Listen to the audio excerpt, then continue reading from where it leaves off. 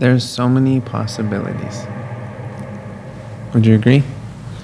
But ultimately, it seems like there's really only one path, and seemingly, potentially, really one choice. And that's the choice that you make. I know that might sound interesting, but for me, it's very true. There's so many possibilities, but there's really only one. So within that single choice, many things begin to happen. And from the multitude of the experiences that come from that choice, then all of a sudden there's another choice that can be made. With a multitude of possibilities, but really there's only one. So within that experience of just simply one thing to do, nothing but that one thing to experience, nothing but that one experience to develop, we actually narrow down the scope of our search for understanding, our search for fulfillment, our search for depth, our search for that which we feel we need, that which we feel we want.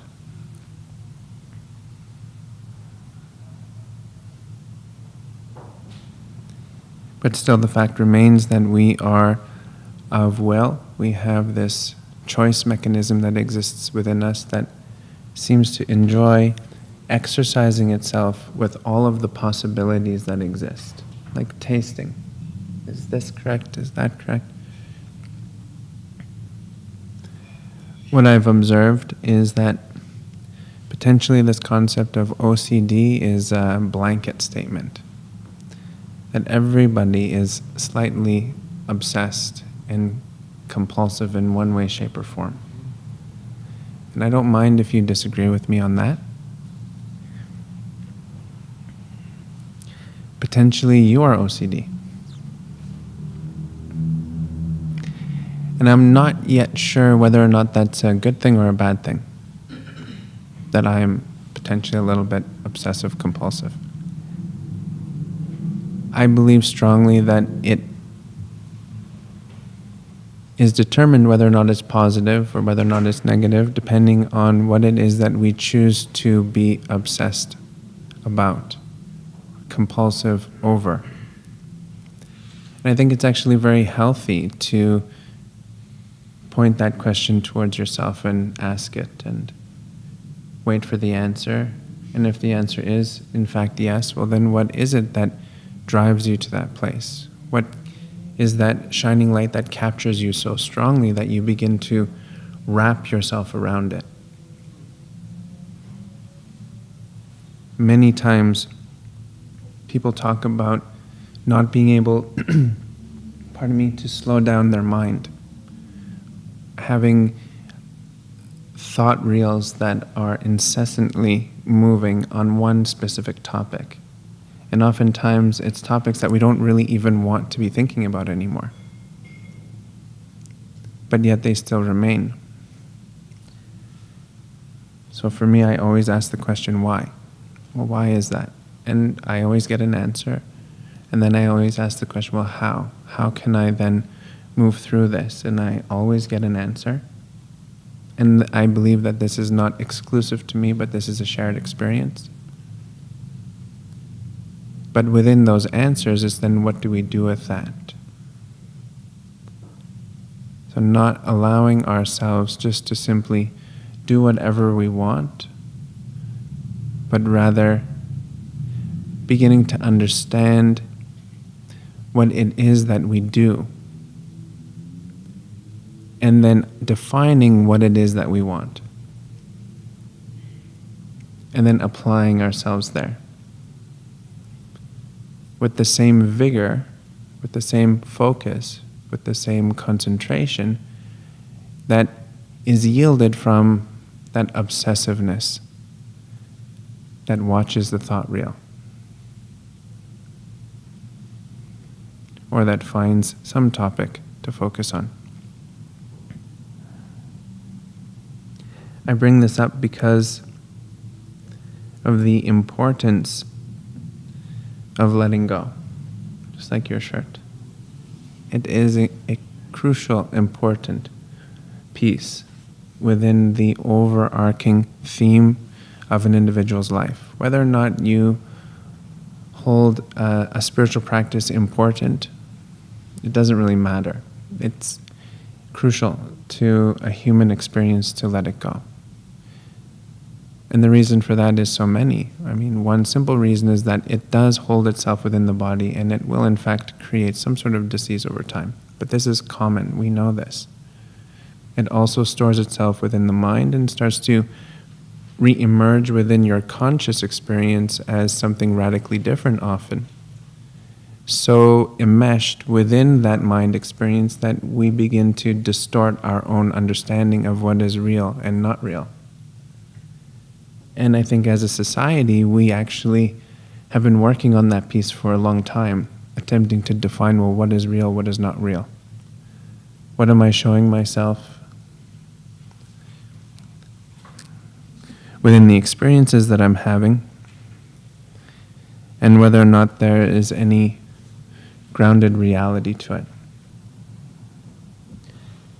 I want to bring this to our attention, to the attention of our meditation, so that then we can really start to move forward on some of the important things that we see within the mind's eye, that we know for a fact that we want to accomplish.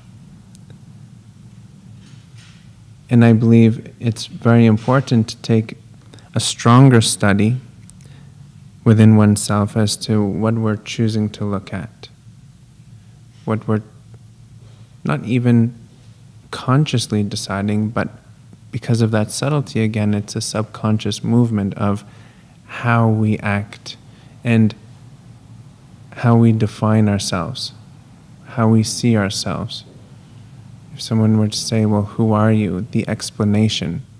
Not the explanation that you find on the back of the book or the explanation that you would give to someone if you were in a room full of strangers, but the explanation of who you are that is not based or that is expressed when no one is looking. That's actually the piece that I'm working on. This is the meditation. Understanding the truth of how you feel about yourself, how you view yourself, and that obsessive component that is keeping you within that frame. We know cellularly that we renew so quickly. We know that the neurons within the brain can organize themselves, create holding patterns, and then just dissolve, and then recreate holding patterns. So nothing is actually holding us back from this organic matter perspective. So then what is it that is the holding?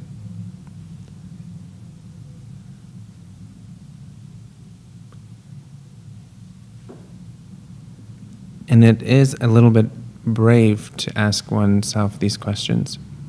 Because if we look at the habits of your day, I'm not saying go into negativity, I'm saying stand on the edge of maybe where you have a field of negativity and just observe it. But we want to engage with it, not that we're diving in, but rather we are making just clear decisions and lines within the sand, that we don't need to cross that border any longer.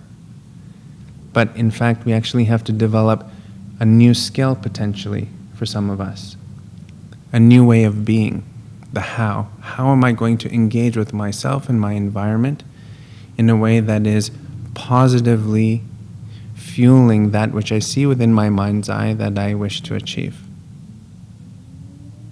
And of course, the solution that we're talking about today is meditation. Why is meditation a solution? Because it goes to a subtlety, to a depth, that there's no longer any language left. There's not even matter that can create a thought. That's the level of subtlety that we're working at when we talk about meditation. And we're actually bolstering, developing, and drawing to the very surface, the very top of our human experience, topical meaning this engagement with my environment, with that which is necessary in order to make an individual feel good about themselves. make an individual feel whole and complete, make an individual feel worthy, make an individual understand that potentially not everything that we experience is ours, but rather shared as a collective, passed down in so many different ways. And nobody said that it's easy, even though it's effortless in a lot of ways, but it's worth it. You must protect yourself in that way that no one else can. And you're completely able to do that. How? By getting to know yourself on the most subtle level possible. So that then as you come back up and emerge with your environment, you're actually equipped and fueled and know what to do with these smaller parts that are on the wayside or a little bit lost. It's strange. I was mentioning this last time we talked, but with all of this precision that exists within the planet, off this planet, the universe is so exact. But yet, the human being often feels like there's something wrong with themselves, with this body, with this mind, with the ability. But I believe this is a misnomer. It's actually not true. It's impossible in my view. How could it be? How could you be breathing right now? How could 10 million cells be dying and then reborn again so quickly, effortlessly? But yet, we don't know. So what I believe is that we must develop into that. We must develop into the ability, which means we must keep learning new skills. Where there's tension, where there's tight spots, where there's stiffness, we want to open it up. Let the light shine in, as they say. And it is like that. Light must shine in. This is the whole process of the wisdom tradition. We go from dark to light. So if you feel lost, if you feel this big unknown and mystery, don't know how, you're actually perfectly positioned within the human experience to test out any wisdom tradition you choose. Because the process is actually shining light. That's the whole thing. It's the promise. And it's a true promise, and it's a kept promise. But this promise is a two-way street. So effort given forth is then results experienced and seen. See? There's a sign. So the effort given forth is actually then what you will receive. But this is the amazing thing, is that it's not the OCD form of effort. It's a different form of effort. It's softer potentially. And I say potentially because it's based upon you. I'm not sure. I am not you. So what is the level of effort that you must give in order to achieve the result that you are looking for? There is no one else on the planet that can go inside of you and say, shh, stop talking to yourself like that. Or, why are you repeating again that you want to do this? Why not just go and do it? And there is these feelings on the inside, I understand that.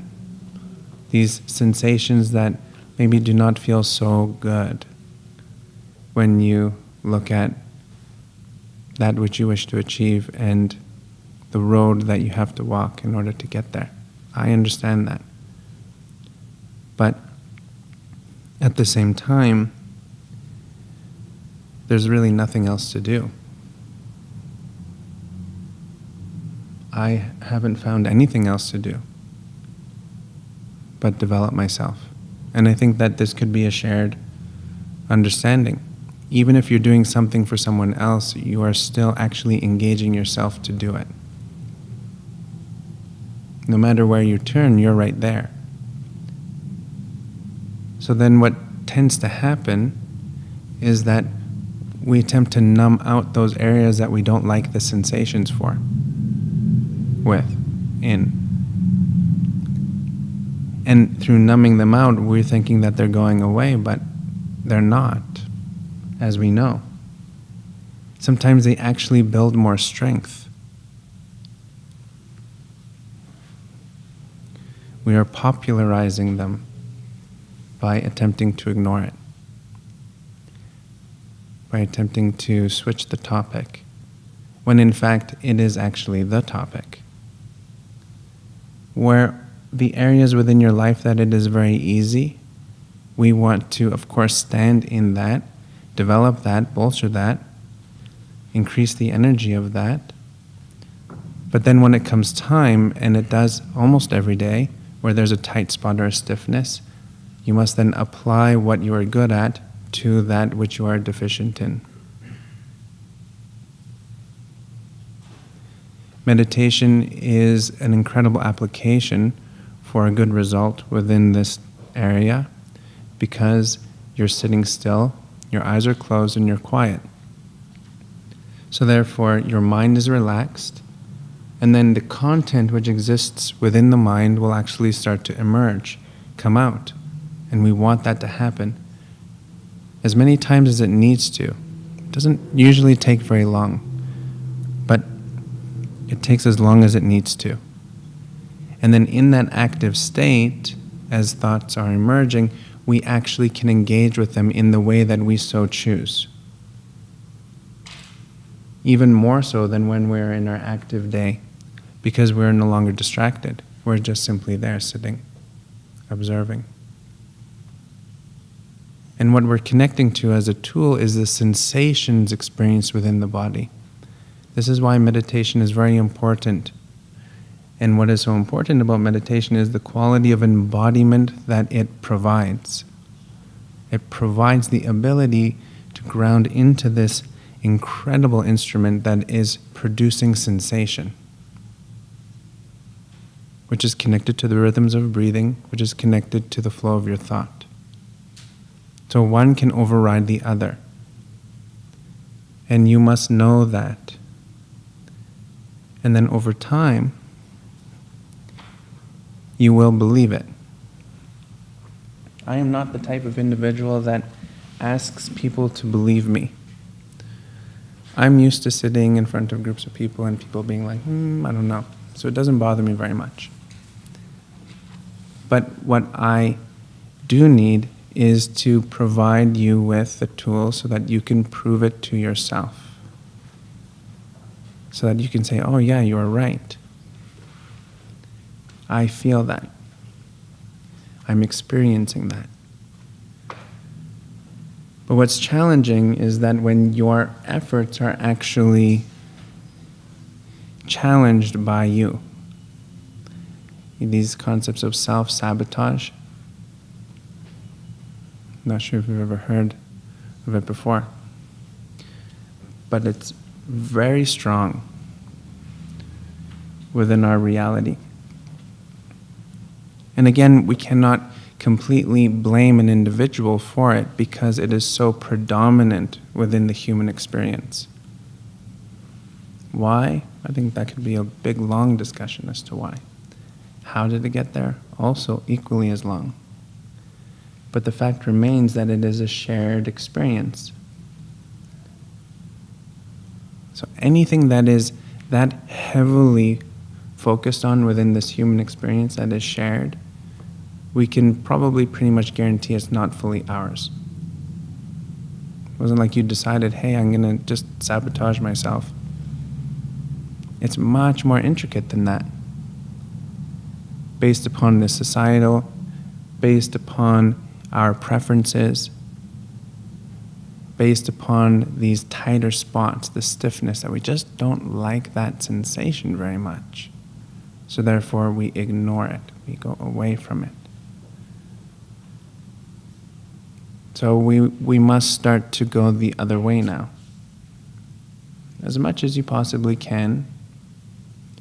Doesn't matter how much at any given time, because its effort put forth is then met with a result. Effort put forth is always met with a result. Again, this is the promise of the wisdom tradition. You talk about teachers, and great teachers or great masters within the wisdom tradition, they are always considered to be the ones that are taking from dark to light, and that you must take one step forward towards that teacher, and then you get 2 steps from the teacher towards you. So 1 step forward is your effort, and then those 2 steps coming towards you is a result. And it's shown to you generally immediately. The result is immediate. You apply effort, the result is immediate, based upon an experience of space within your mind. Subtle, good sensations within your body, that's where it starts. That's a result. That our society doesn't necessarily recognize it as a result yet, because we're outwardly focused. We're a material-based society. Our science says that we have to see it and feel it in order to believe it. And there's now new emerging sciences around the self, around the human experience, and there's instruments that are now being able to detect results, measurements of neuron movement, patterns within the brain. But this that I'm speaking of is a result that really you can only feel at this moment in time. And that's what makes it so incredibly special, potent, but also needs a level of skill, which you hold. You have that skill to recognize it. And you're developing the skill through your meditation, through your awareness, through your mindfulness, catching the tendencies of your mind, of your language, of your relationships.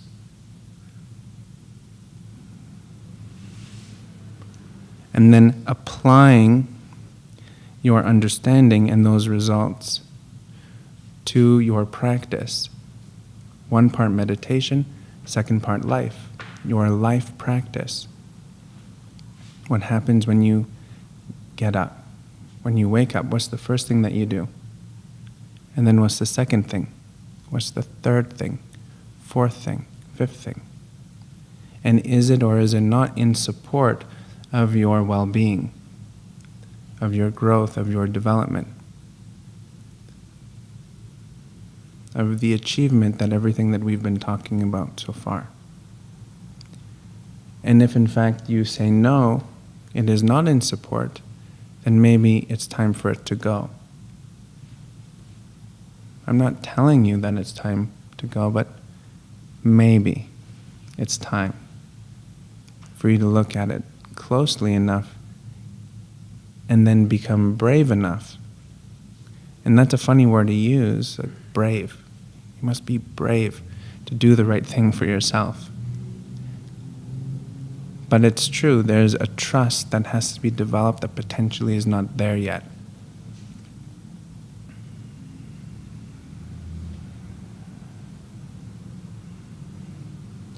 So anything in the active state within your mind can be resolved through meditation. Why? Because meditation dissolves all.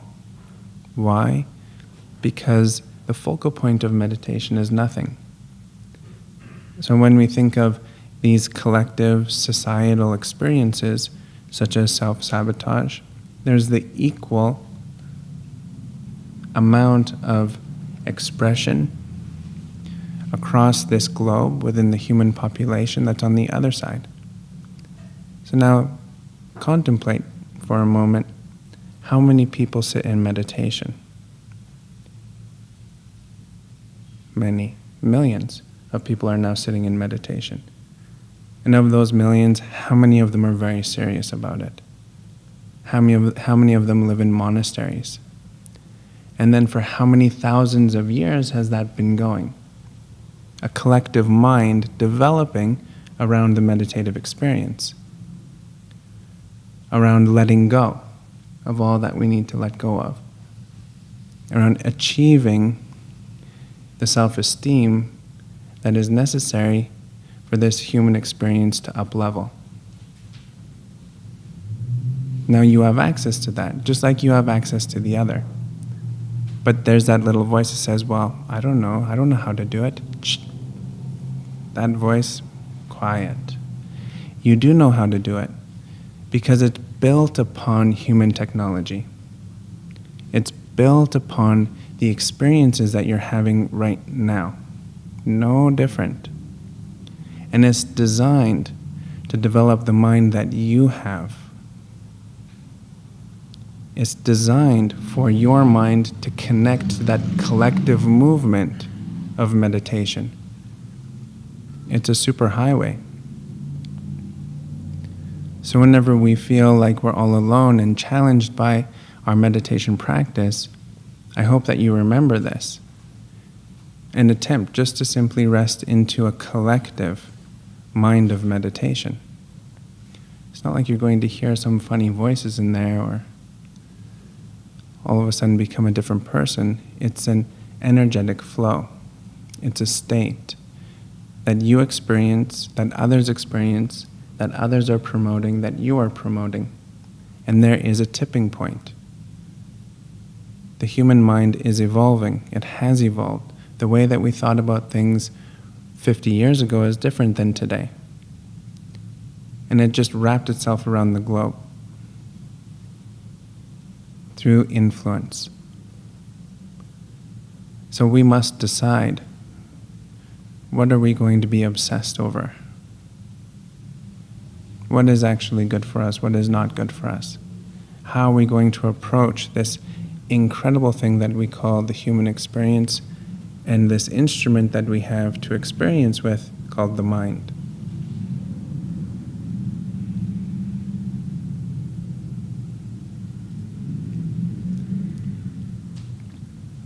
Once your mind has emptied out of its content within one sit, and I do recommend that you sit there for as long as is necessary for the mind to empty.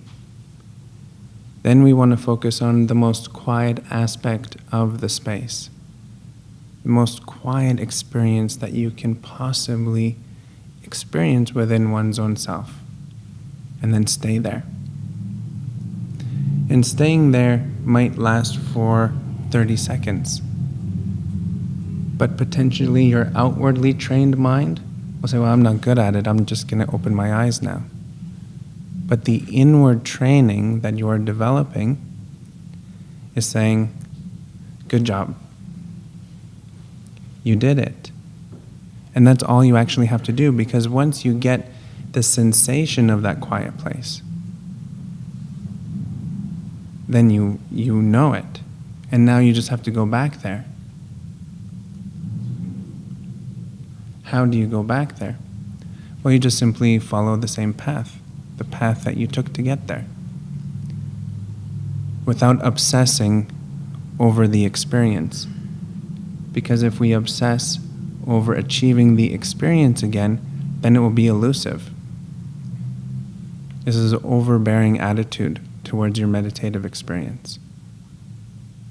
Ideally, we're treating the meditation as though it's a living thing, because you are living. And we're cultivating a relationship with it, because that's what we do as human beings. So in every step, in every turn, we must actually develop relationship. So if you engage yourself the way that you want to be engaged with, I wonder then what will happen.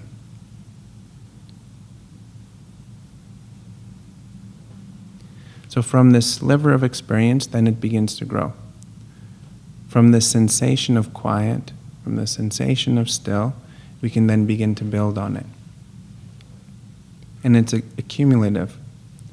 And we know this from our outwardly training. We say consistency is very important. We must keep doing it again and again and again, and then we're going to see the result. It's the exact same on the inside. But oftentimes people's compass of what is good meditation is a little bit off. If you sit for 1 minute in quiet, you've done it. If you sit for 30 minutes and just squirm and think and say, oh, I can't do it, this is not fun. I wouldn't want to sit there either. So we must start somewhere. If in fact it's impossible for you to sit and just allow the mind to empty, then just start with 1 minute. There's nothing wrong with that. And then 2 minutes, and then 3 minutes, and then 4 minutes, and then 5 minutes. But we can apply the exact same model that we're using for developing meditation to being kind to yourself. So if you are of that person that is a little bit intense on your individual, then let's just say 1 minute you must be kind to yourself. Why not? Just 1 minute per day. And then grow it to 2 minutes, grow it to 3 minutes, grow it to 4 minutes, grow it to 5 minutes, just in one day, where you're kind to yourself. And that means at every single turn. And I'm saying this because I see within society and I experience within myself that I'm doing the best I can. And I'm pretty sure that pretty much everyone in this room would agree, yes, I'm in fact doing the best I can. So then why all of the pressure if you're doing the best you can? Now we must take a sober look at potentially maybe we're not doing the best we can, which loops us back into the conversation that we were having before about those tight, stiff spots that we just keep ignoring. And potentially that's why this obsessive thought keeps coming back, because it is actually for our growth and development that we have a mind, that we have thought, that we have emotion, that we have sensation, that we have these inner experiences. Not just to keep us distracted or keep us entertained, but actually for a much higher calling. That is pushing us, sometimes gently, sometimes very strongly, towards the achievement of that growth.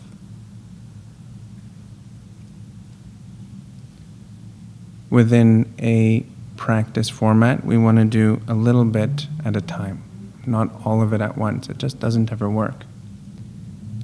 It leaves room for injury,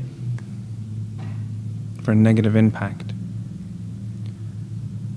But if we just do a little bit at a time where we can handle that threshold, then we start to grow.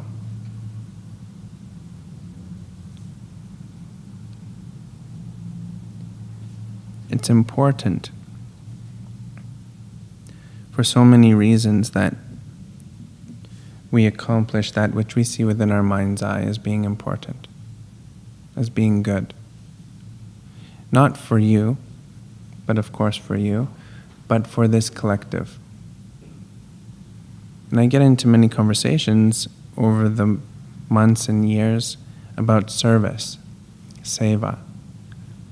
And my view on service is selfish to selfless. And people often look at me and their head goes back a little bit. Like maybe I missed that day at the ashram when they were talking about selfless service.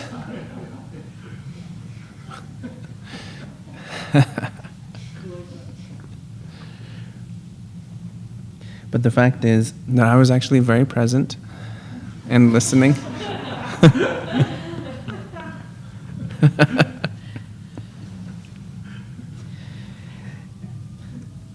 And the truth is that if you start to examine it very closely, service is incredibly important.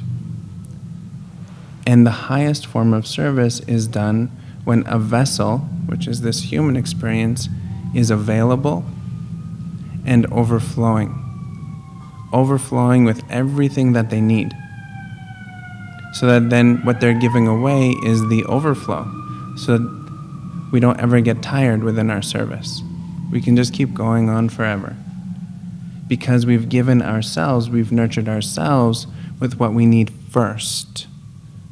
Just like if the plane's going down, the oxygen mask comes down and they say put it on first and then help somebody else.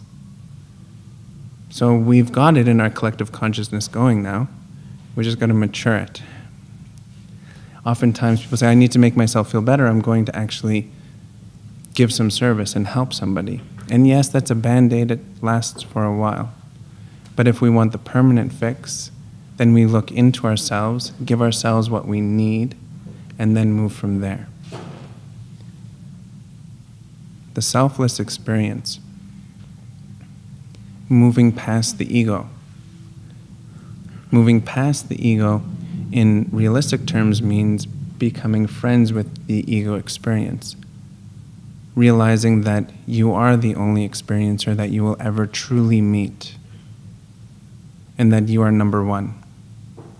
And that part that keeps rallying around you in order to develop something for you, no matter how jagged it might be or crude, your execution.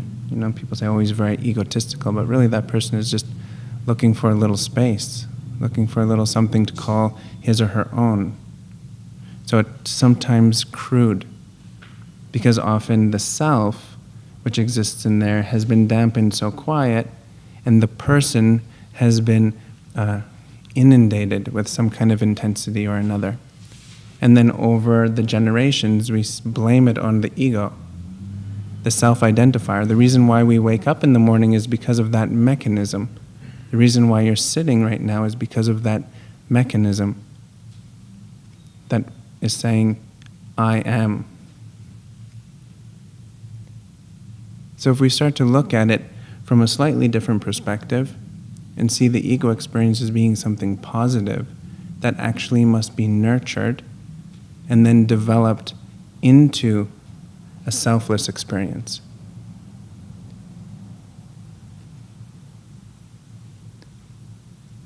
I wonder what would happen. So now we're distinguishing the fight that may arise with the ego. There's nothing wrong with it. I don't believe anything that you have is wrong. It's impossible. How could that be? That nature gave you a piece that just doesn't quite fit, but it's so predominant within your humanness. So we also apply that to the meditation and go as deep and as subtle as we possibly can to the space of nothing. So the space of nothing means exactly that. Everything must dissolve. And we have all of this energy, all of this experience, and that's really important. So if one person has done it, it's possible. But if millions of people have actually done it, then it's no problems at all. So millions of people have actually gotten to that place of complete quiet and dissolve, where all of the mind challenge no longer exists.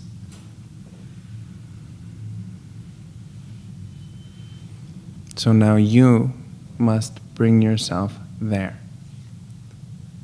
And that is the practice of meditation. It's based upon attainments. Not trial and error or maybe or we'll see, but points of attainment that then we achieve as individuals, and then we meet up with the collective form of consciousness that has already been there, which makes us even stronger. So the how, that's the beauty of the individual experience. How are you going to do this? That's the self-inquiry. That's the development. We ideally don't want to be told how, because then it's a superimposing of someone else's experience into yours. So often I'm very careful. I don't want to tell people what to do. I want to give technique so that you will do it yourself. I want to give support so that then you keep going. But the how has to come from the inside place, because then we're actually following in lineage, in alignment to the past meditators, for thousands and thousands of years, the past schools of thought for thousands and thousands of years, because that's how they checked and measured their development and make sure that someone is not overpowering another and saying you have to do it this way. But from this inside place, if I achieve that and then I shine that out, and then a like-minded individual shines it back to me, and then we create this shared experience that says yes. And then we just simply move on. That's the special ceremony, the recognition, two eyes meeting, or your heart feeling full, or your mind feeling calm. That's the celebration. The initiation that occurs is your ability to up-level. So from that little tiny sliver of sensation, that is considered to be an initiation. The beginning stages of. The recognition and the development of that. Achieving the higher level of your human experience.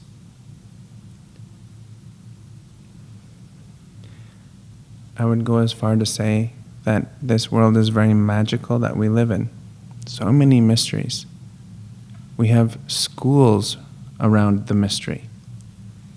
We have books, we have thought, we have movies, we have so much pointing towards the magic quality that exists in the air right underneath your nose. And you inhale that magic. You can actually do whatever you want with it.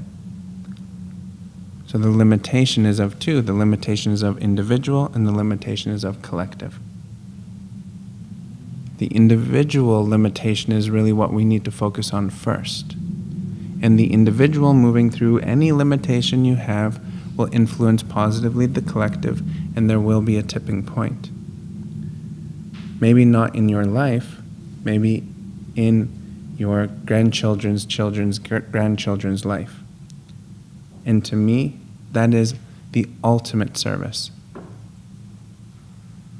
Because our world is made up of individuals.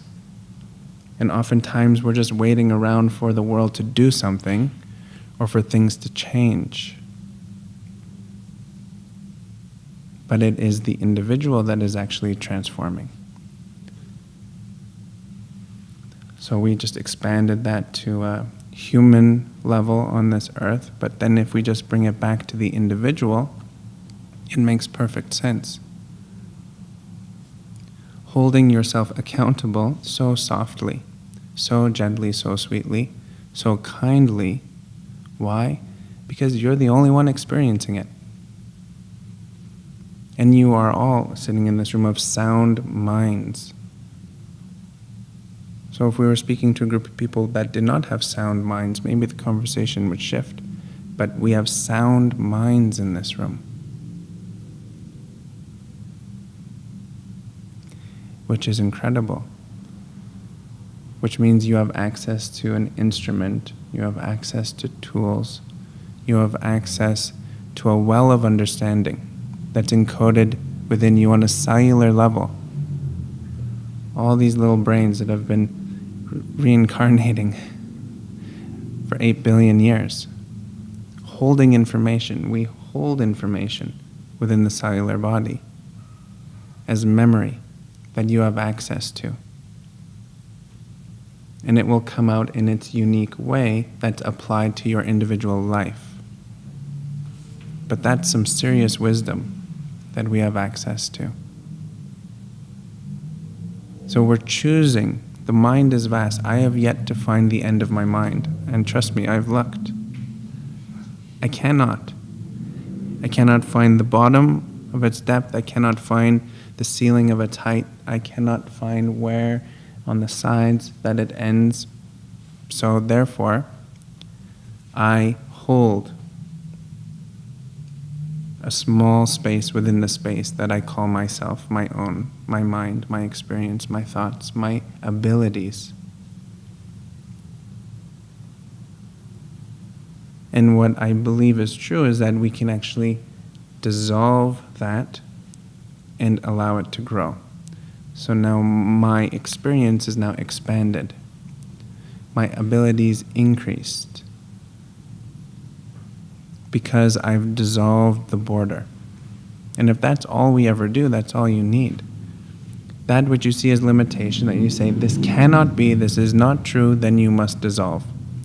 If it's persistent, that just means you're an incredibly good listener, and you are incredibly good at learning, and you are incredibly good at following instruction. Good. But now I'm giving you this instruction that says you do not need to live in that place because it is not real. You've held it like this, and it's possible to dissolve it. So if you know you do not like that, then you are of sound mind to then transform through that, out of it to the next level of your experience. Using meditation. Just simply closing the eyes. Any questions?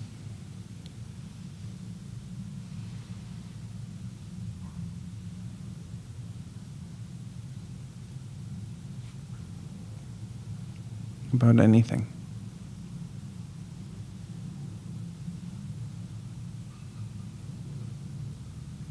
I have a question. Yes. Really? Oh, yeah. I can't wait to have a chat with you, Eleanor.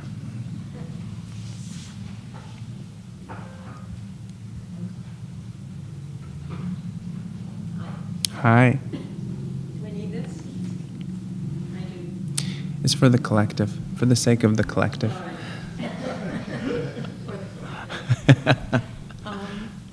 The first couple of weeks ago, you talked about the spaces between. Do you remember that? I remember the concept, yes. You remember the concept. Mhm. Could you talk about that a little bit more?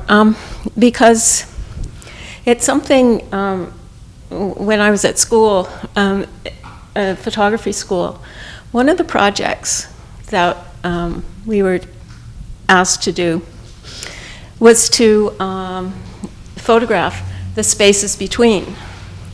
And so, of course, the first thing that we thought of, or the first thing that I thought of, was, of course, you have, well, we'll just take the window, for example. So you have the window, and then you have the spaces between the windows. But it never seemed deep enough. It seemed really surface. And lately, this idea of the spaces between has come back to me. And I've been trying to understand it, and not only in my mind, but visually trying to understand what it is. And when you talked about it a couple of weeks ago, talked about the concept, I didn't understand it anymore, but it really struck me that it was something that I wanted to explore, not only visually, but mentally. And that's why I'm asking if you could just talk about it a little bit more. Yes, Can I put this down now? you sure can. Thank you. Thank you for doing that. The space between is actually one of my favorite topics. Yes.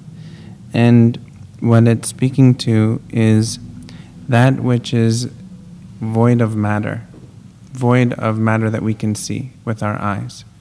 And that is including thought matter, and getting to that very, very subtle place where seemingly looks like nothing is there. And that quality of space between is where we rest into. We meaning the observer. So we don't ever actually go inside the matter and observe anything. We're actually resting in the space between the observer and that object which we are looking at. So actually, in truth, from an individual mental experience, that's actually where all the structure of stability exists, is within that space between. That which is already manifested as a thought, as an emotion, as anything, is actually used already. It's used. It's a expression, an invention of the space itself. So the the grandmothers and the grandfathers of all words, because that's another form of matter, is quiet, is stillness, is space. So if we keep developing that understanding, we are actually harnessing the pathway to freedom. What I mean by that is true liberation of your physical body. True liberation is getting away from stiffness and tension and resting into the spaciousness that exists within your physical matter.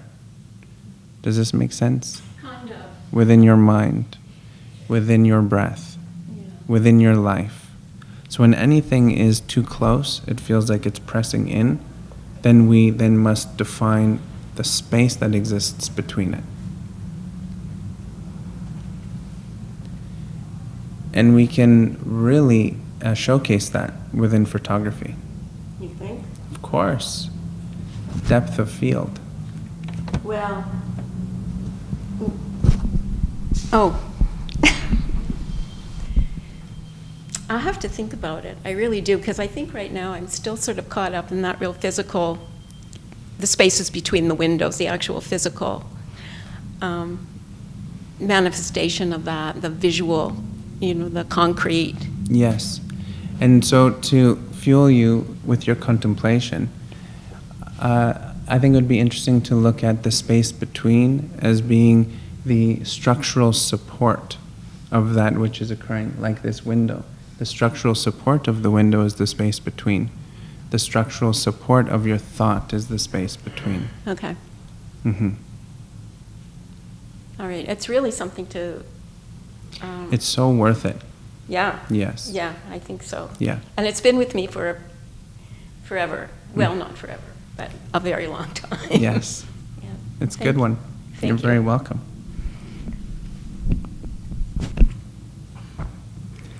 Any other questions?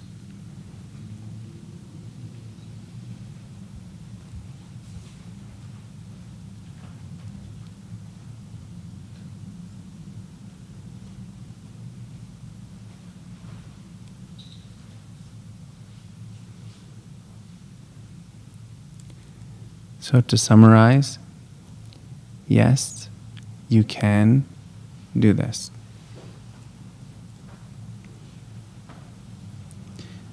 Nobody said it's easy.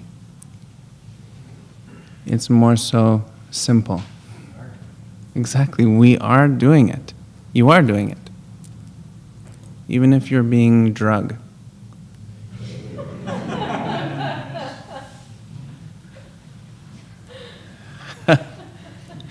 Might as well just stand up and start walking.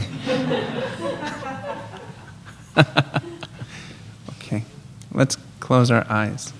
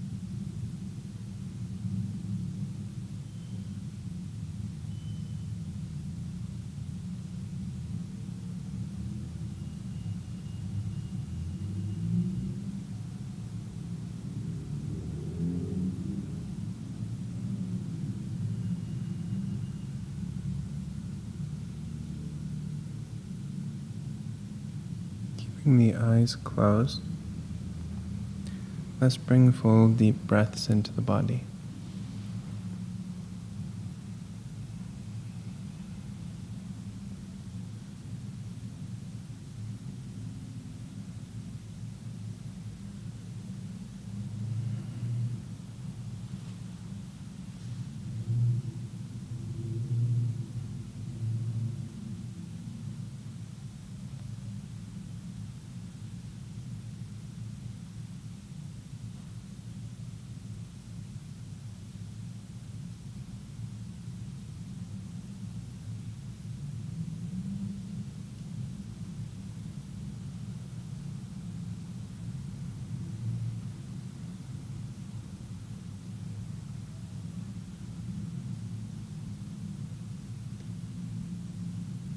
Keeping the eyes closed, bring your gaze into the space.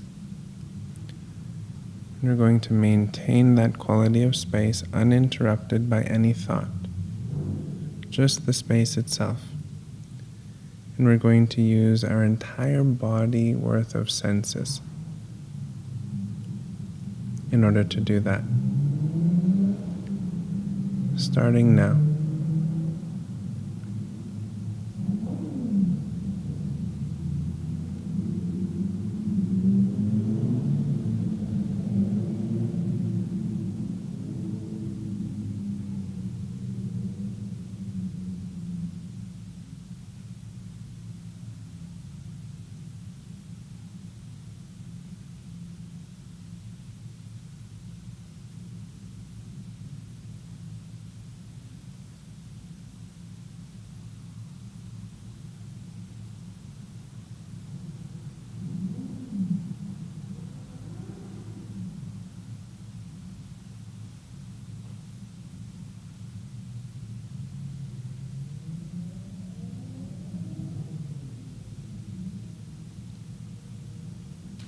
Keeping the eyes closed, soften the gaze.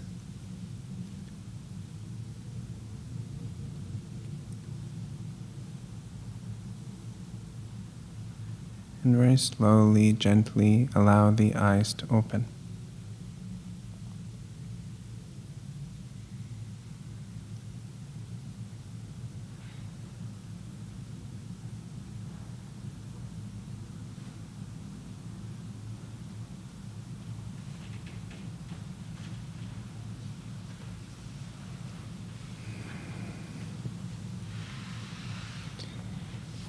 If you could take one thing home with you tonight from the talk and all the information that has been shared, it's that if we're able to sit with our eyes closed and observe ourselves, observe the experiences within the mind, observe sensations within the body, and be able to sit with those sensations and those thoughts when they get a little bit uncomfortable. We're able to stay with that and see it through, move through it until that sensation shifts or until that thought dissolves. Then we are very successful. We've actually done it once. And then if we can just keep doing it again, I'm sure you will observe that that sensation will just get lighter and lighter. Because it's the pure expression of awareness that is actually dissolving all of that which you see in front of you and that you feel. Some you want to keep, you want to bolster, and we want to keep it going, and others we just want to let go of. But in the realm of meditation, all sensation, all thought, all experience just simply dissolves. And we are intelligent enough on a more subtle level to say, this is what I know the conscious person that I work with wants, and this is what I know this conscious person that I work with no longer needs. You're smart enough on the cellular level. So if we can just simply sit through it consistently every day, you're doing so much good work for yourself and also for others. Thank you very much, everyone. Namaste.